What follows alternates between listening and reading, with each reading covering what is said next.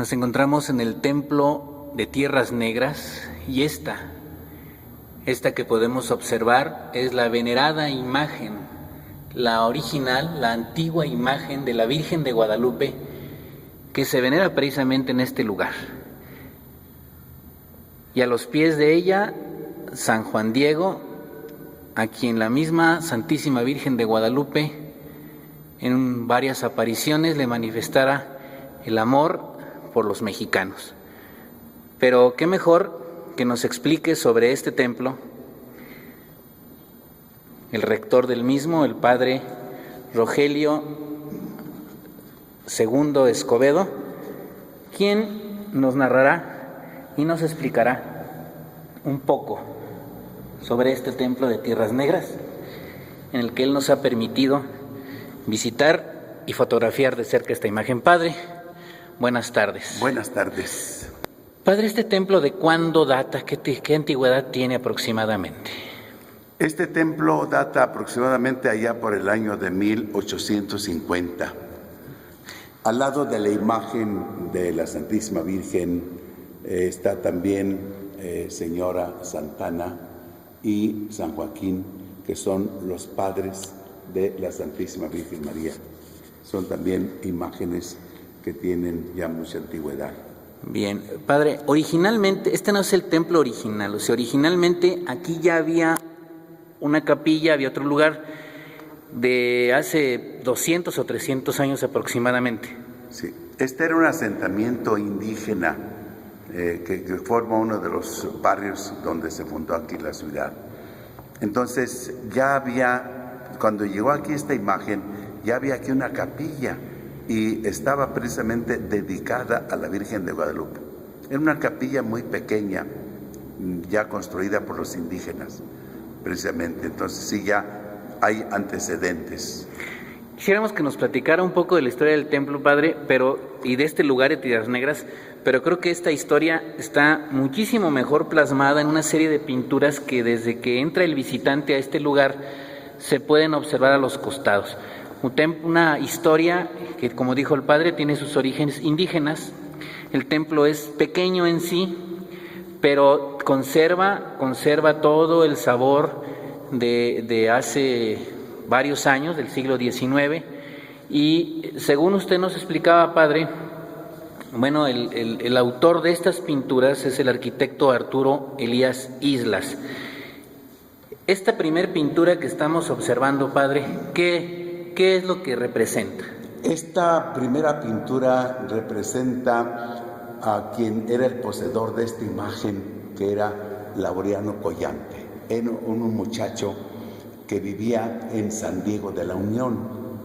Y sucedió una situación difícil por la que tuvo que emigrar. En el cuadro de la esquina, del lado izquierdo, vemos ahí los orígenes indígenas de Laureano Collante, que era de los Guachichiles, de los Guamares, que es al sur de San Luis Potosí, al norte aquí del estado de Guanajuato. Del lado derecho vemos la hacienda de San Juan Pan de Arriba, que está en San Diego de la Unión, que está en San Diego de la Unión precisamente. Era el ambiente donde vivía este hombre Laureano Collante. Pero aconteció una situación de una fiebre que estaba dando mucha mortandad. Entonces los frailes franciscanos eran quienes prestaban atención a estos enfermos, y también hubo una sequía, que incluso esta sequía afectó también parte del Bajío. Entonces este hombre, que tenía una gran devoción a la Virgen María, pues viendo esta situación de carestía, de dolor, de sufrimiento, pues cargó con su imagen en un morralito y vino hacia el sur, emigrando, buscando algunas condiciones de vida. Fue por inspiración de la Virgen también que está allí el cuadro, donde él se sintió movido para venirse a otros lugares. Bien, después tenemos una segunda escena, o varias escenas pues en un segundo cuadro, y donde, bueno, se repite ya más todavía la presencia de la Virgen de Santa María de Guadalupe. En esta representación, ¿qué es lo que se observa, padre? Mira, en este cuadro observamos que este indígena con su Virgen de Guadalupe llegó primeramente a la hacienda de don Diego, que está en el lado izquierdo. Allí empezó a trabajar. Incluso el patrón tenía 3 hijas y por la buena voluntad que vio en Laureano Collante, le ofreció que se podía casar con una de sus hijas y escogió a Guadalupe por el nombre de la Virgen y se casó con ella. Y tuvieron 3 hijos que están en el lado derecho arriba, que fueron Simón, Cipriano, Carlos. Que hasta la fecha aquí tenemos descendientes de estos fundadores, ¿sí? Y vemos también que después, por la situación que vivió así la hacienda del tiempo de la independencia, hubo también un terremoto, entonces pues tuvo que dejar la hacienda de don Diego y entonces emigró y se instaló en la hacienda de Justis. Allí puso su imagen y se dedicó a cultivar sus tierras. Le dieron unas tierras no muy fructíferas, pero él con su trabajo fue mejorándolas. Pero aconteció algo muy importante que vemos aquí en esta imagen. Se dice que se formaba una neblina por las mañanas y cuando ya se evaporaba, entonces escurría agua de la casita, el techo de la casa, en donde iban las gentes a parar agua, llevaban a sus enfermos o la llevaban también a darle agua a los enfermos, como vemos en el cuadro de la derecha.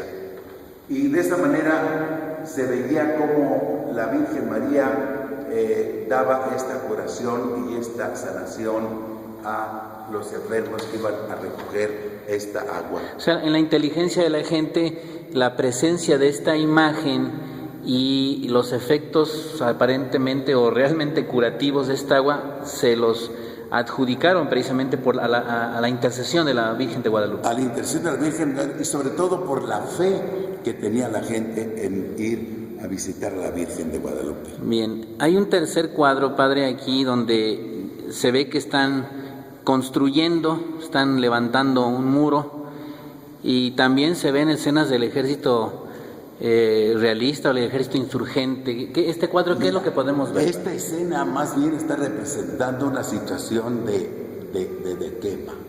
¿Qué pasó? En el cuadro de la izquierda vemos cómo ya tenía una gran devoción a la Virgen, había muchas velas que le adornaban allí.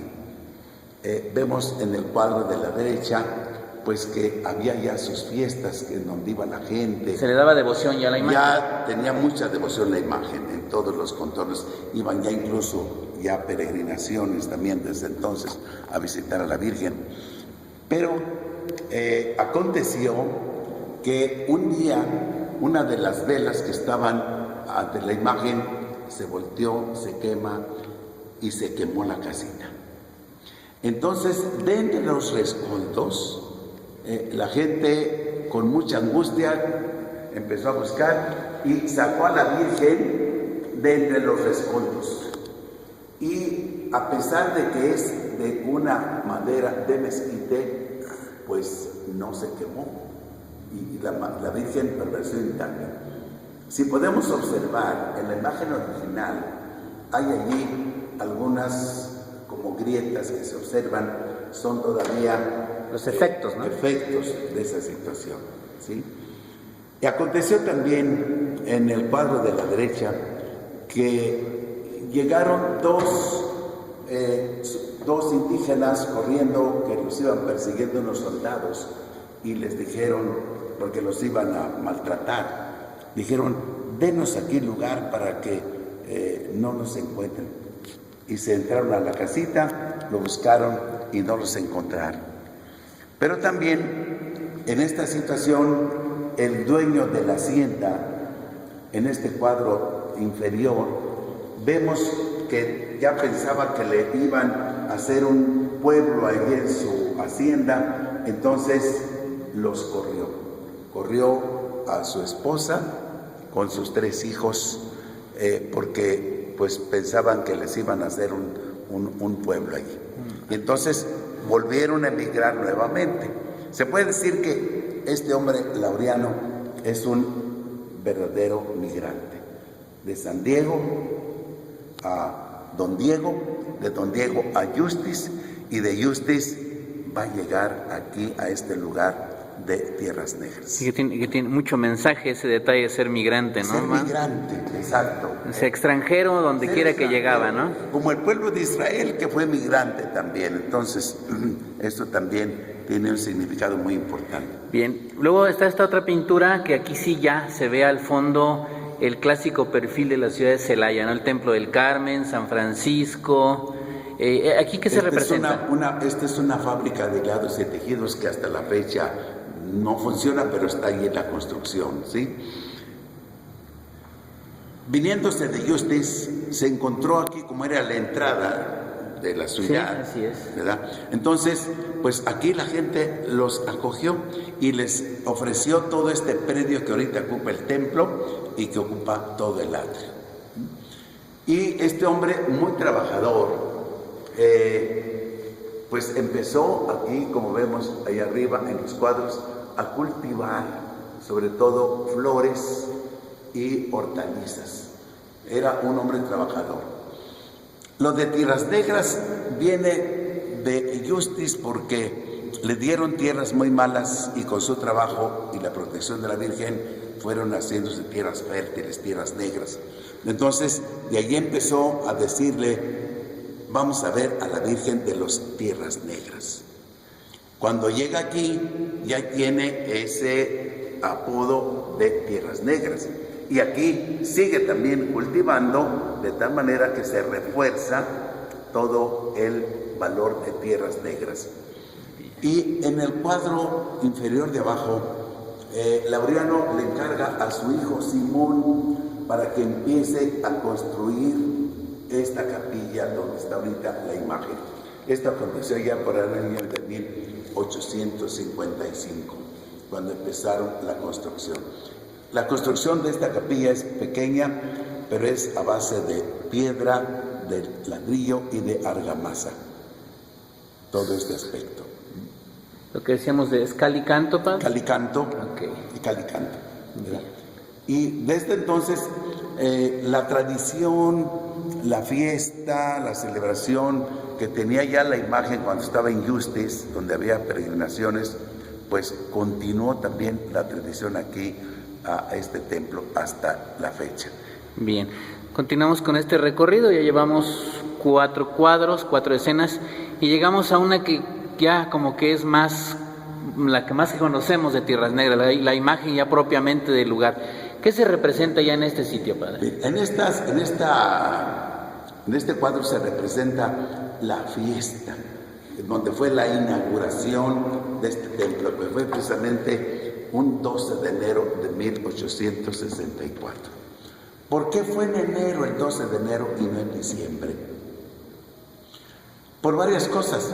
Una primera interpretación es que había una situación de revuelta en ese tiempo difícil, entonces se tuvo que retrasar hasta esa fecha.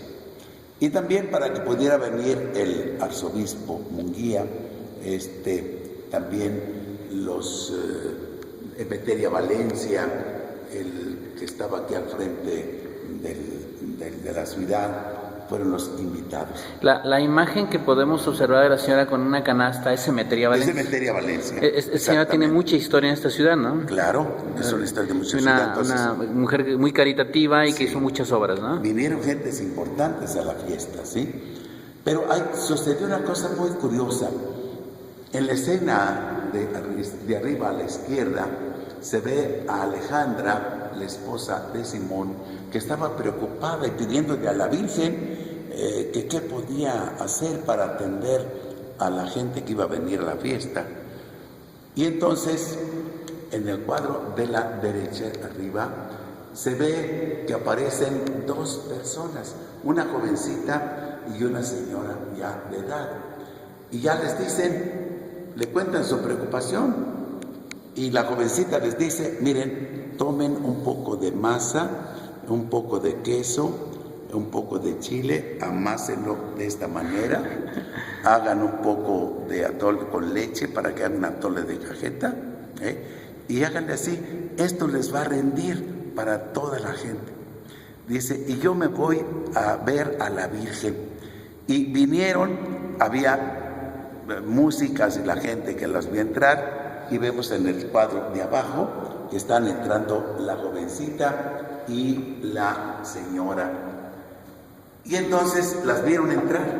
Ya cuando estuvieron las gorditas, entonces le dijeron a un muchacho, oye, ve por la jovencita y la señora grande para que vengan a ver cómo nos quedan las gorditas. Viene el niño y encuentra que no estaba la muchacha ni la señora grande. Entonces se cree por la tradición que fue la Virgen y su mamá, señora Santana.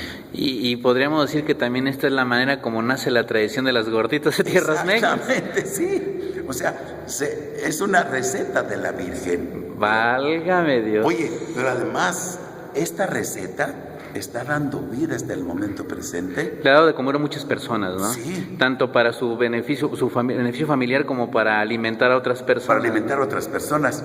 Diario aquí en las noches tenemos muchos puestos ya de gorditas y que se han extendido también a otros lugares de la ciudad. Mire, pues esto, qué interesante. Sí, de veras, entonces es una tradición muy bonita. Bien, en el siguiente cuadro ya vemos a un personaje que creo que ya conocemos. Sí, padre, o sea, hay mucha semejanza entre el personaje del cuadro y nuestro entrevistado. En esta escena, y que tiene una fecha de 6 de diciembre de 2010, ¿qué se reseña aquí, padre? Podemos decir que es una nueva aparición de la Virgen, de este cuadro de la Santísima Virgen. ¿Por qué nueva aparición? Porque vemos en el cuadro superior a la izquierda que llegaron unos ladrones. Detrás hay toda una situación de robo de arte sacro. Válgame Dios. Entonces se llevaron la imagen.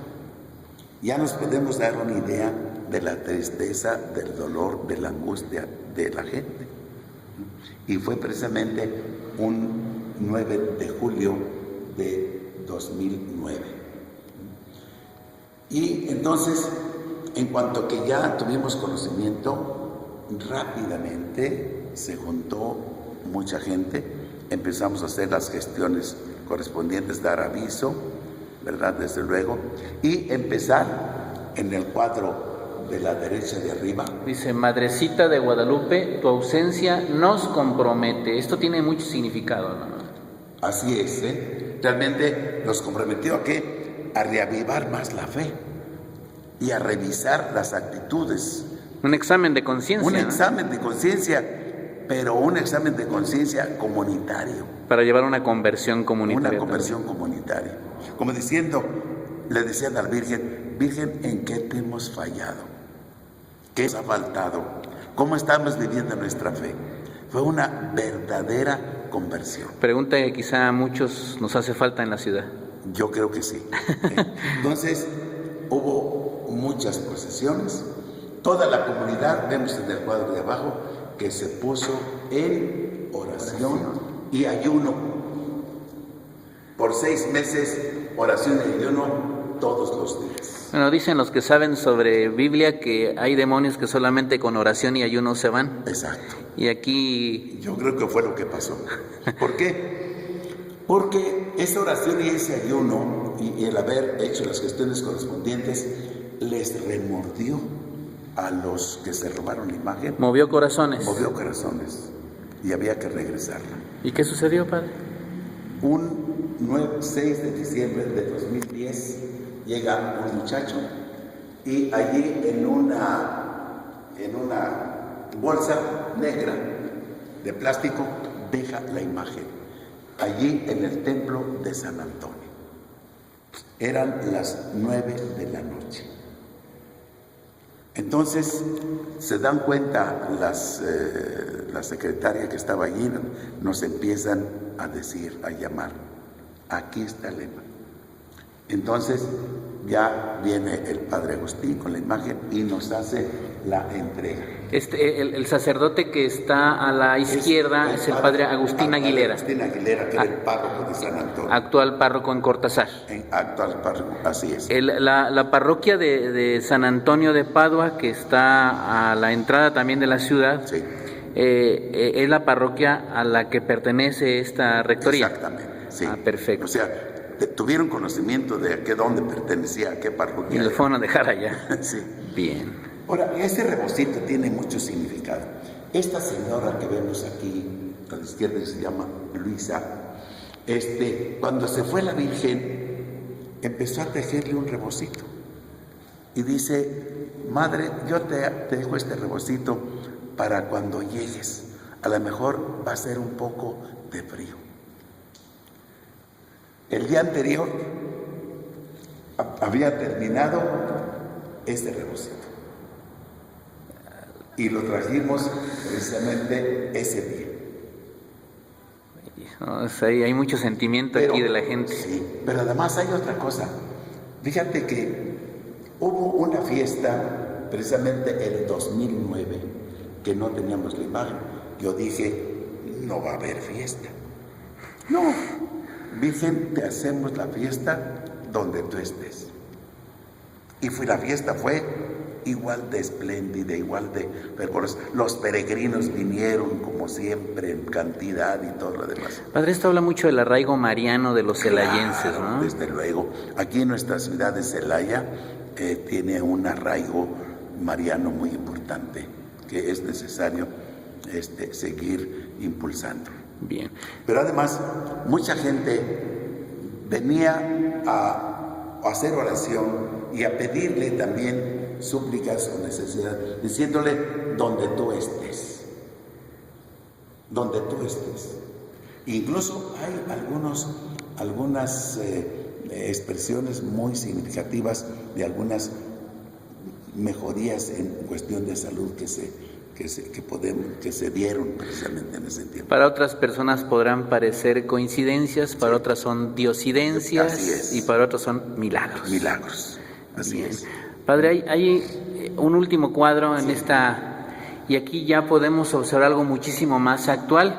Claro, parece tratarse ya de la persona de don Benjamín Castillo Plasencia, actual obispo de Celaya. Sí. ¿Qué hay en esta imagen? Mira, en el cuadro inferior de la izquierda vemos que ya desde 1817 ya se tenía la tradición de esta danza prehispánica, que hasta la fecha aquí se tiene. Hay otro grupo de danza de niños de 1915 que hasta la fecha siguen bailando. Los papás, las mamás que bailaron les enseñan a sus hijos. Y este cuadro está representando ya la fiesta. Hay los mariachis por la mañana, hay las peregrinaciones que vienen de Dolores Hidalgo, San Miguel Allende, Cortázar, Comonfort, Querétaro, que desde entonces ininterrumpidamente están viniendo. Y vemos el fervor de la gente con las primeras comuniones, las confirmaciones Que sería la escena, y las gorditas de tierras negras ahí negras, a un lado, abajo del árbol. Hay una gran procesión con la imagen de la Virgen el 11 de enero, hay una celebración. Y este es un cuadro de fiesta, de alegría, de gozo, que cada día va reavivando la fe. Bien. Y hay un último cuadro aquí al final. Así es. Gracias, Padre. Sí. Que pudimos observar que tiene presentes a los 3 primeros obispos de la diócesis: don Victorino Álvarez Tena, don Jesús Humberto Velázquez Garay, don Lázaro Pérez Jiménez, y ahí en el rinconcito a un personaje que lo tenemos en vivo y a todo color aquí, es el padre Rogelio II. Esta escena, padre, que en 1980, 98 y 2005, ¿qué representa? Mira, son 3 escenas. La primera escena es la inauguración de la Casa de Artes y Oficios que tenemos aquí a un costado del templo. Ya. Esta devoción a la Virgen María nos ha llevado también a que tenga una proyección social en bien de la comunidad, en bien de todas las personas, ¿sí? Aquí en la Casa de Artes y Oficios se está promoviendo la cuestión de las salas de lectura, lo de la banda de música, hay un grupo de invidentes, también se ha estado dando lo de la primaria y secundaria abiertas. Medicina alternativa también. Medicina alternativa, siguiendo la tradición precisamente de la Virgen que curaba ya a las personas en Justis y que curó también al tío de Juan Diego. Entonces, esta tradición seguimos manteniéndola viva.